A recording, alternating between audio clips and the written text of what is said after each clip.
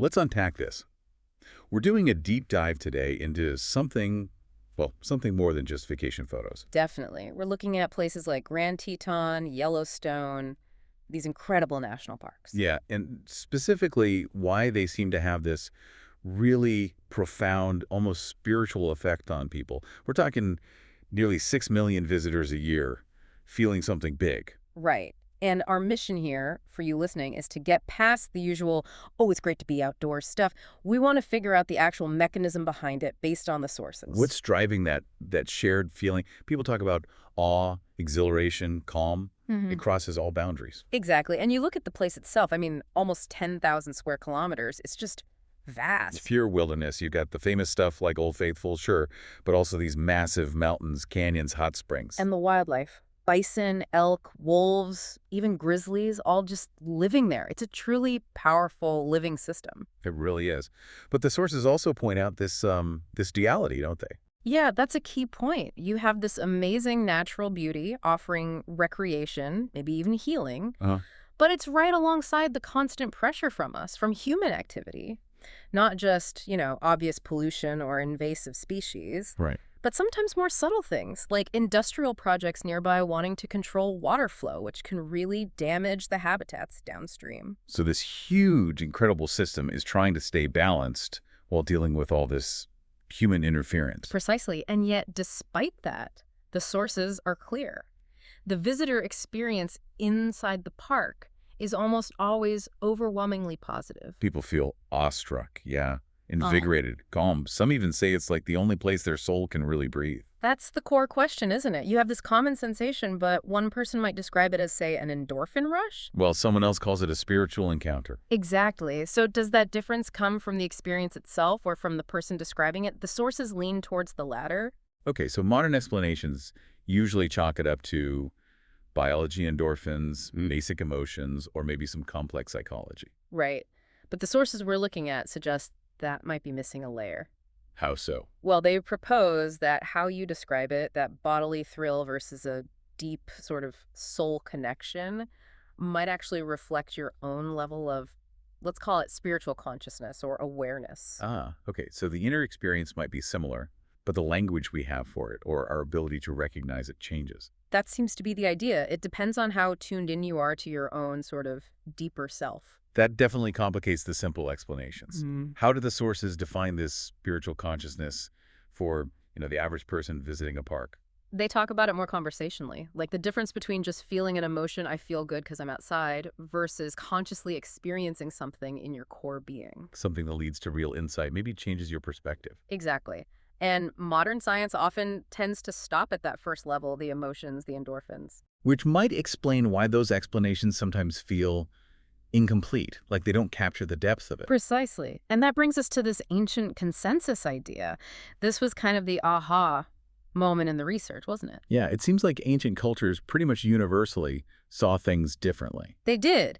They attributed basically all natural happenings, weather, geology, everything, to the activity of fundamental cosmic energies. The four elements: earth, water, air, and fire.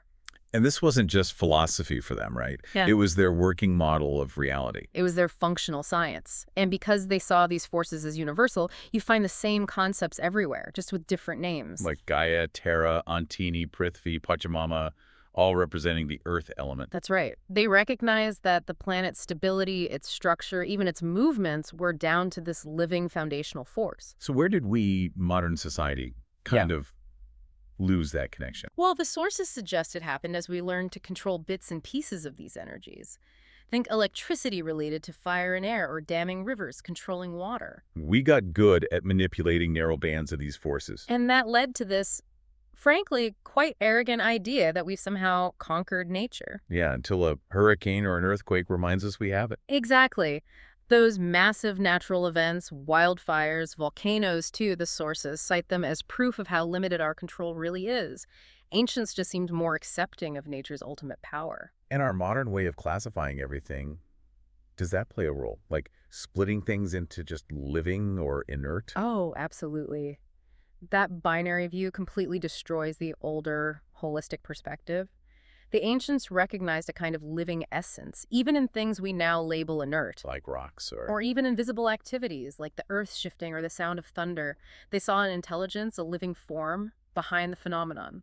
Okay, I can see how that's a very different way of thinking. But it's still a leap for us today. Do the sources offer any way to bridge that gap? Like an analogy. They use the idea of cause and effect. Think about a remote control. You see the TV channel change, that's the effect. Right. But the cause is an invisible signal, right? Purposeful energy. Ancients believed natural effects were similar, driven by conscious, living entities or forces, maybe with forms invisible to our physical eyes. They are the signal behind the channel change. So if we're usually insulated from that, living in cities, surrounded by man-made structures, we miss that whole dimension. That's the argument, which leads to the key difference. Yellowstone versus, say, a city park. Is it just more nature in Yellowstone? Or is it something qualitatively different about how these forces work there? The sources say it's the latter. In pristine places like Yellowstone or Grand Teton, these elemental forces are much more active in maintaining their original energetic state, their design. Because there's less human interference messing with the signal, so to speak? Exactly. Less contamination. And this active maintenance, this upholding of the original blueprint, creates a much stronger energetic field. And that's what we feel, that unfiltered energy. That's the idea. It results in that powerfully invigorating and exhilarating sensation people report. You're tapping into something purer. Okay, let's break down those elements then. How does each one affect us according to this framework? Start with Earth. Earth represents stability, grounding, longevity. Think about standing next to giant ancient trees or looking up at the Tetons. There's an immediate, almost involuntary sense of humility. That feeling of being small, but not in a bad way. Right. It's more like feeling grounded, anchored, held by something immense and lasting. It cuts through our everyday worries. Makes sense. What about water? Water is all about flow, purity, the movement of life itself. Ancients knew moving water rivers, waves stays fresh and vital. Static water decays. So standing by a powerful river or waterfall, that feeling of being cleansed. That's it. The sources call it a kind of psychic purification. The observation of flowing water helps wash away negative emotional states, tensions. Is there a modern take on that? Well, some psychoscientific thinking now talks about resonance. The idea is that the powerful vibrations of water elements in pure nature resonate with the water in our own bodies, which is, most of us. So we're literally tuning into that pure frequency. Interesting. Okay, air? Air is seen as less dense, providing life energy and also purification. We know deep regulated breathing helps clear the mind, right? Sure. But that intense feeling of lightness, of liberation people feel in these parks, the sources connect it to the word inspiration. Literally. Meaning breathing in? Breathing in spiritual energy. Air, being less dense, is seen as a bridge to the finer, non-physical aspects of ourselves and the environment. It's not just about clean oxygen. And fire. Where does that fit in Yellowstone apart from, well, actual fire? Fire is always the force of transformation, development, dynamism. And in Yellowstone, you see it constantly in the geothermal activity. Ah, the geysers, the hot springs. Exactly. That's the engine room. It's the heat driving the system, maintaining balance, enabling growth and change. It's the energy that keeps the whole ecosystem alive and evolving. Okay, so let's try and pull this together for you, the listener. The feeling you get in these parks isn't random. Not at all. The core idea here is that it's an interaction.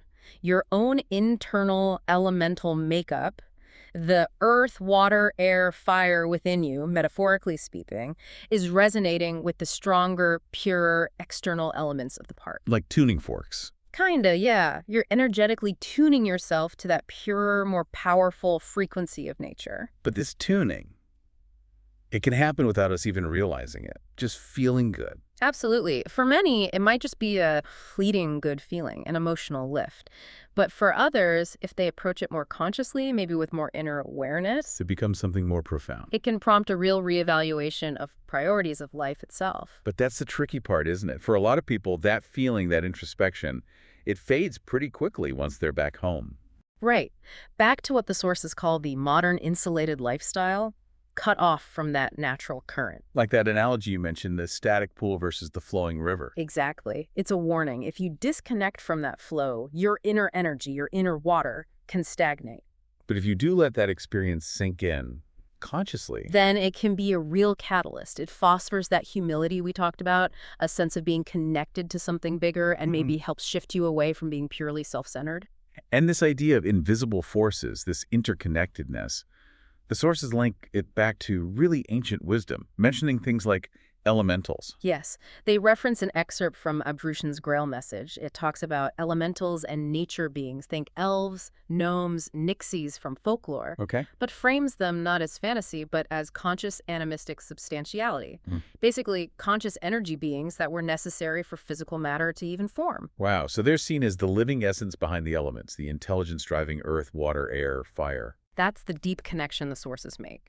It links the physical reality, the geyser, the mountain, to this esoteric understanding of a living, conscious, purposeful, natural world. So we started with the beauty of the parks, and we've ended up connecting it right back to the elemental forces within our own sense of self. It's a powerful link. And for you, Mhm. listening, really grasping that link seems key. Hmm. It's not just about feeling good or getting an adrenaline rush. That's the final crucial point from the sources. This awakening sense of connection, this powerful energy you feel, it needs to be handled consciously. What happens if it isn't? It can easily get misdirected, channeled into just seeking more thrills, more extreme adventures. People can mistake that temporary high for real inner growth or expanded consciousness. But it doesn't lead to lasting change. Not necessarily. The real transformation comes from seeking the humility, the grounding, the interconnectedness, not just the excitement.